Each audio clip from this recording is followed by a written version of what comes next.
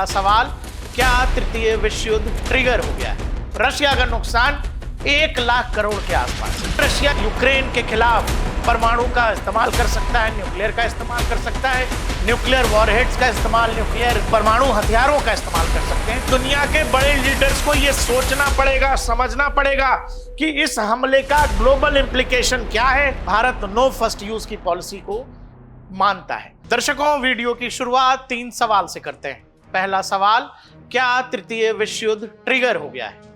दूसरा सवाल, क्या ज़ेलेंस्की ने कैलकुलेशन गलत कर दी है, उनका कैलकुलेशन गलत हो गया है? तीसरा सवाल कि क्या यूक्रेन वाकई में अकेले रशिया के खिलाफ युद्ध लड़ रहा है या इसमें नाटो भी शामिल है? आपको पता है इन तीनों ही सवालों के जवाब बेहद आसान है, हमें कमेंट सेक्शन में जरूर बताइएगा।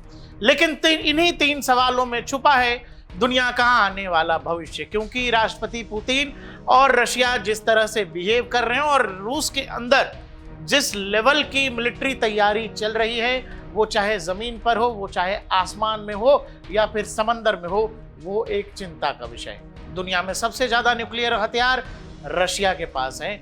जितने अमेरिका और नाटो देश को मिलाकर हैं, उतने अकेले रशिया के पास हैं। अब आते हैं पूरी कहानी पर। पूरी कहानी यह है कि आखिर 2022 से चल रहा रूस यूक्रेन के बीच जो युद्ध है, अब आखिर इस बात की चिंता दुनिया के बड़े डिफेंस एक्सपर्ट क्यों करने लगे हैं कि वाकई में ये वो समय है जहां संभव है कि दुनिया न्यूक्लियर युद्ध की तरफ चली जाए। संभव है कि जहां रशिया ये सोच ले कि अब इस समय इस युद्ध में वो समय आ चुका है जहां रशिया को टैक्टिकल न्यूक्लियर वेपन्स या फिर न्यूक्लियर वेपन्स का इस्तेमाल करना पड़ेगा। यानी पारंपरिक युद्ध से हटकर अब कहानी न्यूक्लियर की तरफ जा रही है। और आपको पता है कि यूक्रेन एक न्यूक्लियर देश नहीं है। इस पूरी कहानी में दम क्यों है और क्यों रशिया यूक्रेन के खिलाफ परमाणु का इस्तेमाल कर सकता है, न्यूक्लियर का इस्तेमाल कर सकता है, इसकी कहानी समझने में आखिर ऐसा क्या हुआ है, उसकी गंभीरता कितनी है, ये तब आप समझेंगे जब इस पूरी कहानी को समझेंगे। कहानी यह है, कहानी क्या, ये हकीकत है। हकीकत यह कि रशिया के अंदर 5 एयर बेसिस पर यूक्रेन ड्रोन से अटैक करता है। उन ड्रोनों में जो रशिया के न्यूक्लियर वॉरहेड ले जाने वाले जो टैक्टिकल विमान हैं, टैक्टिकल फाइटर जेट्स हैं, बॉम्बर्स हैं, उनको निशाना बनाया जाता है। आपको पता है कि वो बड़े विमान जो बम वर्षक विमान जिनको कहते हैं, वो चाहे TU-22 हो, TU-95 हो या फिर TU-160 जैसे बड़े बॉम्बर्स को निशाना बनाया गया। और ऐसे बॉम्बर्स जिस एक बॉम्बर्स की कीमत 100 मिलियन से ज्यादा है, उसको 20,000 40,000 के ड्रोन से खराब कर दिया गया, बर्बाद कर दिया गया। वो ड्रोन्स कैसे आए? रशिया के अंदर ही आए।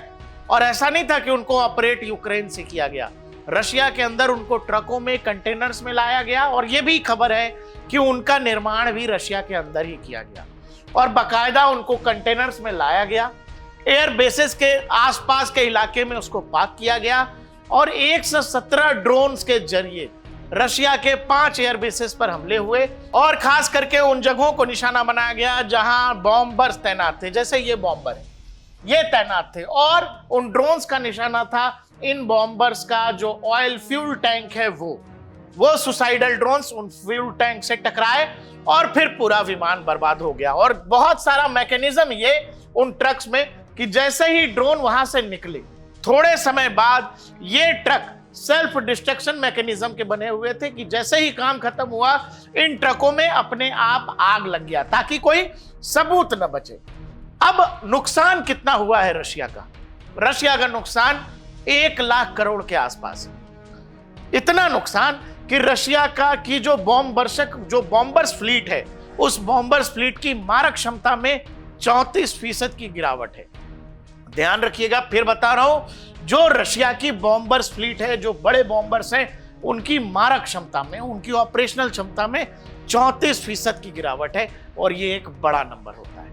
किसी भी दुनिया की वायुसेना की मारक क्षमता, फायर पावर बढ़ाने में सालों चला जाता है, लेकिन एक साधारण अटैक से यूक्रेन ने रशिया के बॉम्बर्स की जो फ्लीट है, उसकी जो क्षमता है, वो अचानक से कम कर दी। अब जब आप ये देखेंगे किन किन इलाकों में, ये रहा यूक्रेन, उसने ओलोनियो में जो एयरबेस है उसको, इवानेवो डाइगिल्वो, बेलाया और अमूर, इन 5 जगहों को निशाना बनाया गया, इन 5 एयरबेसेस को निशाना बनाया गया। अब मारा किस चीज से? ये देखिए, लोग ये कहते हैं कि मक्खी मारने के लिए, मच्छर मारने के लिए तलवार का इस्तेमाल नहीं होता है, लेकिन मक्खी और मच्छर आपका इतना नुकसान कर सकते हैं कि आपको डेंगू हो जाएगा, मलेरिया हो जाएगा, कई बार इस तरह की बीमारियों में जान भी चली जाती है। उदाहरण के लिए बता रहा हूं, ये ड्रोन्स की कीमत, एक ड्रोन की कीमत $200 से लेकर $500 तक होती है, लेकिन इन डॉलरों ने क्या बर्बाद किया है? रूस के बड़े बॉम्बर्स जो हैं, जिनकी कीमत मिनिमम 100 मिलियन तो है ही, और उन्होंने उसको तबाह कर दिया। ये वो ड्रोन्स, ये छोटे छोटे ड्रोन्स, और ये देखिए कैसे ये ब्लास्ट हुआ, ये फ्लाइट। अब कहानी यही है कि भाई लोग, ये ठीक है आपने उनके एयरबेसेस को निशाना बनाया, निशाना तो हमने अभी अभी पाकिस्तान को भी बनाया ऑपरेशन सिंदूर में, लेकिन लोग अब इस बात की चिंता क्यों कर रहे हैं कि राष्ट्रपति पुतिन रशिया न्यूक्लियर वॉरहेड्स का इस्तेमाल, न्यूक्लियर परमाणु हथियारों का इस्तेमाल कर सकते हैं? तो उसके लिए आपको रूस की वॉर डॉक्ट्रिन जो है, जो न्यूक्लियर डॉक्ट्रिन है, उसको समझनी पड़ेगी। हर देश, जो भी परमाणु संपन्न देश है, उस देश की न्यूक्लियर डॉक्ट्रिन होती है, कुछ नियम कायदे होते हैं कि आखिर कोई भी देश न्यूक्लियर का इस्तेमाल कब करेगा। जैसे भारत का जहां तक सवाल है, आपको पता है कि भारत नो फर्स्ट यूज की पॉलिसी को मानता है, लेकिन उसी पॉलिसी में आगे की बात यह है कि हम नो फर्स्ट यूज को जरूर मानते हैं, लेकिन पहला हमला होने के बाद हम दुश्मन को दूसरे हमले का मौका नहीं देंगे। यह बात जब मैं ये कह रहा हूं तो आप इसके इंपैक्ट को समझिए, और जिनके लिए कहा गया है उनकी हालत के बारे में भी सोचिए। जो लोग दिन रात ये कहते रहते हैं हमारे पास टैक्टिकल न्यूक्लियर वेपन है, हमारे पास परमाणु बम है, उनके लिए आप ये समझो कि उनको दूसरे हमले का मौका भी नहीं दिया जाएगा। दूसरा, अब आते हैं रूस का कि जो परमाणु नीति है वो क्या कहती है। रूस की परमाणु नीति हाल फिलहाल में 2024 नवंबर में राष्ट्रपति पुतिन रशिया ने बदल दी थी। इसमें कई सारे पॉइंट्स हैं, जो बेसिक पॉइंट्स हैं वो समझ लीजिए। सामान्य हमले पर परमाणु प्रतिक्रिया के बारे में क्या नियम है? यदि किसी गैर परमाणु राज्य द्वारा, यानी कोई ऐसा देश जिसके पास परमाणु क्षमता नहीं है, वो अगर रूस या उसके सहयोगी बेलारूस पर सामान्य हथियारों से हमला किया जाता है और वह हमला परमाणु शक्ति द्वारा समर्थित होता है, तो उसे संयुक्त हमला माना जाएगा और रूस परमाणु प्रतिक्रिया का अधिकार रखता है। क्या मतलब? मतलब ये कि अगर जैसे इस वाले हमले का जिक्र करते हुए इसको ऐसे समझें, यूक्रेन परमाणु शक्ति नहीं है, लेकिन यूक्रेन ने जिन हथियारों का इस्तेमाल किया है वो सामान्य हथियारों का इस्तेमाल है, वो ड्रोन्स का इस्तेमाल है, लेकिन उन हमलों के पीछे जो देश हैं, वो चाहे ब्रिटेन हो, वो चाहे जर्मनी हो, फ्रांस हो, यानी नाटो के देश, वो परमाणु संपन्न देश है। और यही उसमें कहा जा रहा है कि वह हमला परमाणु शक्ति द्वारा समर्थित होता है। मतलब नाटो तो समर्थन दे रहा है यूक्रेन को, वो परमाणु शक्ति संपन्न देश है उनमें से कई सारे, तो उसे संयुक्त हमला माना जाएगा और रूस परमाणु प्रतिक्रिया का अधिकार रखता है। तो पहली बात तो यही क्लियर हो गई कि इसीलिए लोगों को इस बात का अंदाजा हो रहा है, या लोग आशंका जता रहे हैं कि संभव है रूस इस कहानी को न्यूक्लियर तक लेकर के जाएगा, क्योंकि एक मौका नाटो ने, यूक्रेन ने चाहे अनचाहे दे दिया है। दूसरा पॉइंट क्या है? दूसरा पॉइंट है महत्वपूर्ण बुनियादी ढांचे पर हमले। यदि रूस के महत्वपूर्ण सैन्य राज्य संरचनाओं पर हमला किया जाता है, जिससे परमाणु बलों की प्रतिक्रिया क्षमता प्रभावित होती है, तो भी परमाणु हमले की स्थिति उत्पन्न हो सकती है। बहुत क्लियर है, एकदम साफ, जो रूस की न्यूक्लियर डॉक्ट्रिन है। पहला कि आपने पारंपरिक हथियारों से हम पर हमला किया, लेकिन उस हमले को अगर वो देश भी समर्थन दे रहे हैं या वो राज्य समर्थन दे रहे हैं जो खुद न्यूक्लियर पावर हैं, तो हम में अधिकार है कि हम न्यूक्लियर क्षमता का प्रदर्शन कर सकते हैं। दूसरा, अगर आप रूस के महत्वपूर्ण सैन्य संरचना पर हमला करते हैं, जिससे परमाणु बलों की प्रतिक्रिया, मतलब जो रूस की न्यूक्लियर फोर्स है, उस पर इंपैक्ट होता है, तो आपको पता है जिन बॉम्बर्स को निशाना बनाया गया है यूक्रेन की तरफ से, वो सब न्यूक्लियर कैपेबिलिटी वाले, वो सारे बम वर्षक न्यूक्लियर हमला करने में सक्षम है। अब वो इंपैक्ट होता है तो भी हमले की स्थिति उत्पन्न हो सकती है। तीसरी बात यह है बेलारूस की रक्षा, जिसमें कहा गया है बेलारूस पर हमले को भी रूस के खिलाफ हमले के रूप में माना जाएगा और रूस को परमाणु प्रतिक्रिया का अधिकार होगा। अब आपको इन तीनों पॉइंट से समझ आ जाएगा कि यह कहानी बहुत ही खराब क्यों हो रही है या यह बहुत विद्रूप रूप क्यों ले सकती है। जो दुनिया है उसका स्वरूप अचानक बदल सकने की ताकत रखने वाला यह साधारण सा ड्रोन हमला, जो दिखने में 117 ड्रोन्स का हमला लग रहा है, लेकिन जो रूस की डॉक्ट्रिन है, न्यूक्लियर डॉक्ट्रिन, वो ये कह रही है कि आपने हमें ट्रिगर कर दिया है क्योंकि आपने जिनको मारा है वो न्यूक्लियर बॉम्बर्स हैं। दूसरा, जिन देशों ने आपको समर्थन दिया हुआ है, आपने पारंपरिक हथियारों का इस्तेमाल किया है, सामान्य आयुध या बारूद का इस्तेमाल किया, लेकिन जो लोग आपका साथ दे रहे हैं वो सब न्यूक्लियर ताकत है। और यही कारण है कि लोगों को इस बात की चिंता हो रही है कि राष्ट्रपति पुतिन कुछ बड़ा सोच सकते हैं। और इसके और भी कई सारे संकेत हैं, हम आपको इस वीडियो में आगे बताएंगे। आगे आइए, जो परमाणु युद्ध की संभावना है उसको लेकर क्या यूक्रेन में जो कुछ भी किया है, जैसा कि मैंने आपको बताया, वो अमेरिकी राजनयिक है कीथ केलॉग भी सीधे दे रहे हैं कि जिस तरह के हमले यूक्रेन ने रशिया के अंदर अंजाम दिए हैं उससे परमाणु युद्ध की संभावना को बढ़ावा मिल रहा है। और रूस की जो नई परमाणु नीति है, जो अभी अभी मैंने आपको बताया, उसके तहत रूस वो जवाब दे सकता है। आप ये बताइए, ऐसी न्यूक्लियर डॉक्ट्रिन जो दुनिया के सामने है, नाटो देशों को पता है, अमेरिका को पता है, यूक्रेन भी जानता है, बावजूद इसके ये किया गया है, तो क्या ये एक उकसावे की प्रवृत्ति है कि नहीं, और क्या इस पर रूस को एक्शन लेना चाहिए कि नहीं। जिस देश की न्यूक्लियर डॉक्ट्रिन में साफ साफ लिखा है, पूरी दुनिया जानती है, पूरा नाटो देश जानता है, बावजूद इसके जब ये किया गया है तो फिर इसको लेकर दुनिया क्यों ना आशंकित हो। और ये केवल हम नहीं कह रहे हैं या रूस की न्यूक्लियर डॉक्ट्रिन नहीं कह रही है। आपको एक चीज समझना पड़ेगा, जो राष्ट्रपति पुतिन कह रहे हैं। राष्ट्रपति पुतिन क्या कह रहे हैं? राष्ट्रपति पुतिन ये कह रहे हैं Oreshnik warheads reach the temperature of the sun. Oreshnik क्या है? ऑर्सनिक एक हाइपरसोनिक मिसाइल है। ऑर्सनिक की क्षमता यह है कि वो 12,000 किलोमीटर प्रति घंटा की रफ्तार से जो है दूरी तय कर सकता है। 3.5 किलोमीटर प्रति सेकंड की रफ्तार होती है। उस ऑर्सनिक मिसाइल में 6 वॉरहेड्स लगे हैं और वो 6 वॉरहेड्स अलग अलग दिशाओं में अलग अलग निशाने पर जा सकते। उसी ऑर्सनिक के बारे में राष्ट्रपति पुतिन कह रहे हैं। और आपकी जानकारी के लिए बता दूं कि ऑर्सनिक न्यूक्लियर कैपेबल, न्यूक्लियर वॉरहेड ले जाने में सक्षम मिसाइल है। उसी के बारे में पुतिन कह रहे हैं कि ऑर्सनिक का टेम्परेचर जो है सूरज के टेम्परेचर के बराबर हो सकता है। Russia is now selecting targets possibly beyond Ukraine. Russia Ukraine से बाहर भी टारगेट्स लॉक कर सकता है at 3 kilometre per second, 4000 degree Celsius. Everything turns as ash. सब कुछ राख में बदल जाएगा। ये पूरी की पूरी कहानी जो कह रहे हैं पुतिन, ये अपने आप में एक मैसेज है। दूसरा, एक बड़ी कहानी ये कि रूस की तरफ से बड़े अधिकारी, बड़े मिनिस्टर कहां गए हैं? North Korea. ये ज्यादा चिंता का विषय है। नॉर्थ कोरिया में कौन है? नॉर्थ कोरिया में है किम जोंग उन। रशिया और किम जोंग उन का पुराना संबंध है। दोनों ही वामपंथी देश हैं, वैचारिक तौर पर भी अगर देखें तो। और ऑलरेडी नॉर्थ कोरिया अपने फाइटर्स, अपनी सेना के लोगों को यूक्रेन के खिलाफ लड़ने के लिए भेजे हुए हैं और उसमें जो लोग शहीद हुए हैं उनको वहां पर श्रद्धांजलि देने का कार्यक्रम होगा। इसीलिए आपको यह समझना पड़ेगा कि क्यों यह बात बहुत गंभीर होती चली जाती है जब ऐसे लोग एंटर करते हैं जहां ऑलरेडी रशिया है, दूसरी तरफ नॉर्थ कोरिया, अभी थोड़े समय में चाइना की भी एंट्री हो जाएगी। तो आपको यह समझना पड़ेगा यह मामला गंभीर से ज्यादा गंभीर होता जा रहा है। आपने राष्ट्रपति पुतिन को सुना। चलिए, राष्ट्रपति रशिया पुतिन का गुस्सा जायज है क्योंकि उन पर यह हमला हुआ है। लेकिन पूर्व एनएसए, जो ट्रंप के एनएसए जो पहले कार्यकाल में थे, जिनका नाम है माइक फ्लिन।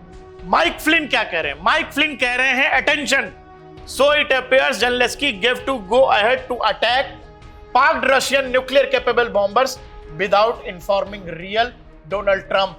ज़ेलेंस्की ने व्हाइट हाउस यानी डोनाल्ड ट्रंप राष्ट्रपति को बगैर इन्फॉर्म किए पार्क किए हुए बॉम्बर्स पर अटैक किया है और ये ठीक नहीं है। आगे वो कह रहे हैं कि if true that our president was not consulted, not informed, This isn't a simply a breach of protocol, it's a geopolitical insult and warning sign.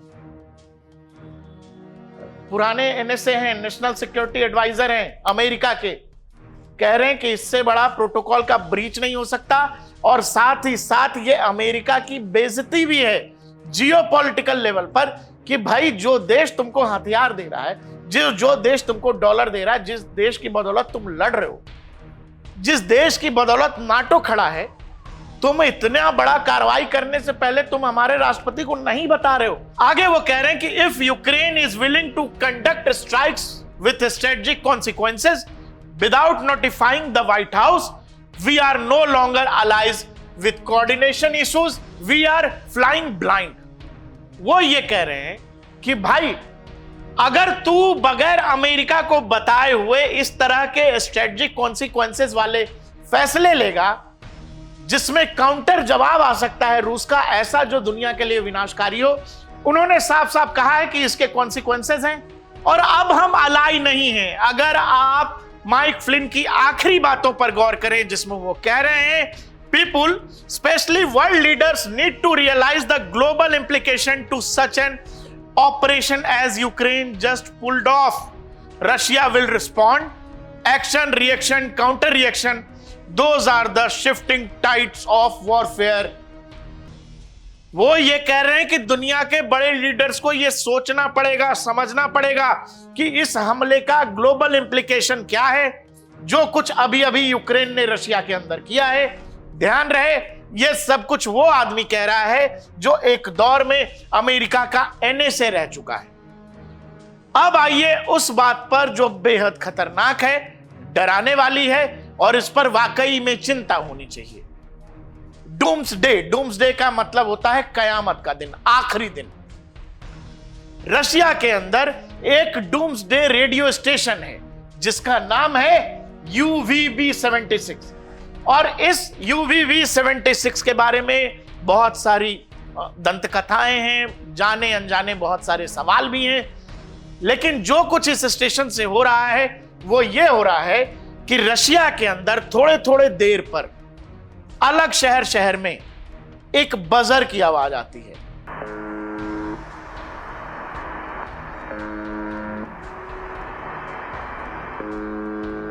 ये जो बजर आपने सुना, ये बजर दरअसल पुराने समय से 70s के दौर से रशिया में है, और इस बजर का मतलब होता है, इस रेडियो स्टेशन के एक्टिव होने का मतलब ये होता है कि रशिया के अंदर रूस की सेना या तो कोई बड़ा एटॉमिक हलचल कर रही है, या तो ये परमाणु हमले की तैयारी की तरफ जोड़कर देखा जाता है। इसके बारे में बहुत सारी कहानियां हैं। वेस्टर्न मीडिया जो इसके बारे में लिख रहा है, वेस्टर्न मीडिया ये कह रहा है UVV-76 is linked to Soviet automatic nuclear retaliation system perimeter का डेड हैंड। जो रशिया का न्यूक्लियर रिटेलिएशन सिस्टम है जिसको पेरीमीटर कहते हैं, जिसका एक नाम डेड हैंड भी है, with encrypted codes centre Russian military. पूरे देश में जो वेस्टर्न मीडिया कह रहा है कि रशिया की सेना इनक्रिप्टेड मैसेजेस पूरे देश में कोड के जरिए भेज रही। एक तरह से पूरे रूस को इन कोड्स के जरिए, इस तरह के बजर्स के जरिए तैयार किया जा रहा है कि हम एक बड़े युद्ध की तरफ जा रहे हैं, उस युद्ध की तरफ जो सब कुछ तबाह और बर्बाद करने वाला है। जो कुछ भी यूक्रेन ने रशिया के अंदर अलग अलग एयरबेसेस पर किया, उसके बाद एक चीज जिसकी सबसे ज्यादा लोगों की चिंता है वो है न्यूक्लियर। दूसरी एक चिंता जिसका नाम रशिया खुद बार बार ले रहा है वो है ओर्शनिक। ओर्शनिक एक बैलिस्टिक मिसाइल है और ये न्यूक्लियर कैपेबल मिसाइल है जिसका जिक्र खुद राष्ट्रपति पुतिन कर चुके हैं। और ओर्शनिक के बारे में जैसा कि आप देख रहे हैं, जैसा मैंने आपको पहले भी बताया, ये इंटरमीडिएट रेंज बैलिस्टिक मिसाइल है। 5000 से ज्यादा किलोमीटर की क्षमता वाला है। मतलब रशिया पूरे यूरोप में कहीं भी मार सकता है, अमेरिका में कहीं भी मार सकता है। इस कैपेबिलिटी की ये मिसाइल है। इसमें एक साथ 6 वॉरहेड लगते हैं और ये 6 के 6 वॉरहेड अलग अलग स्थानों को, अलग अलग जगहों को निशाना बना सकने की क्षमता रखते हैं। इसकी मैक्सिमम गति, जैसा कि मैंने आपको बताया, करीब 12,500 किलोमीटर प्रति घंटा की रफ्तार। और जहां तक वैसे किलोमीटर्स की बात है तो करीब 3.5 किलोमीटर प्रति सेकंड की रफ्तार से इसकी रेंज, और जिस स्पीड से ये चलती है, जो ये हाइपरसोनिक मिसाइल है, इसको पकड़ सकने लायक यूक्रेन के पास, यूरोप के पास, अमेरिका के पास इस स्पीड पर अगर कोई मिसाइल आती है, जहां तक ऑर्शनिक का सवाल है, कोई भी एयर डिफेंस इसको डिटेक्ट करने में सफल नहीं। मतलब रूस अगर एक बार ऑर्शनिक छोड़ देता है, तबाही तय। रूस अगर इसको पारंपरिक हथियारों के साथ, पारंपरिक आयुधों के साथ भी छोड़ता है तो भी तबाही तय। रूस अगर इसमें वॉरहेड नहीं भी लगाता है तो भी तबाही तय है। अब आप कहेंगे ऐसा क्यों मैं कह रहा हूं? ऐसा इसलिए कह रहा हूं क्योंकि रूस ये पहले भी कर चुका है। बगैर वॉरहेड के इसको यूक्रेन पर ही ट्राई किया जा चुका है, क्योंकि चूंकि इसकी स्पीड इतनी ज्यादा है, और इस स्पीड पर अगर ये किसी भी जगह से टकराता है तो वहां काइनेटिक एनर्जी उत्पन्न होती है, और वो काइनेटिक एनर्जी इतनी है जितना कि 400 किलोग्राम TNT में होता है, और ये उतनी एनर्जी आसपास के इलाकों को तबाह बर्बाद करने के लिए काफी है।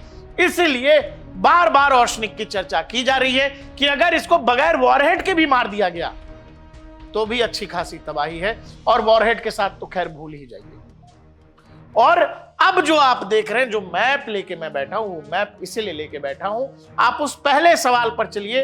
ये पूरी कहानी शुरू की हुई, रूस यूक्रेन का युद्ध शुरू की हुआ। नाटो देश यानी कि पूरे यूरोप और अमेरिका की जिद ये कि यूक्रेन नाटो में शामिल होगा।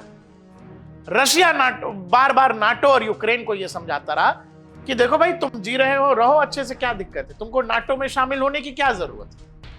लेकिन यूक्रेन इस जिद पर रहा कि हम नाटो में शामिल होंगे। यूरोप को, यूरोपीय सेना को रशिया अपने लिए खतरा मानता है।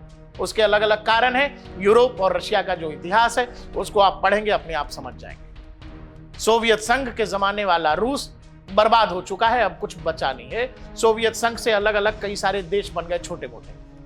अब उन देशों में से बहुत सारे देश नाटो का हिस्सा हैं। रूस का यह कहना था कि भाई यूक्रेन ये रहा, अगर यहां भी नाटो देश हो जाएंगे, मतलब नाटो की सेना रशियन बॉर्डर पे। रूस इसी चीज के लिए मना कर रहा था कि भाई तुमको ये करने की कोई जरूरत नहीं है, रहो जैसे रह रहे हो, रहो, हम तो कुछ कह ही नहीं रहे।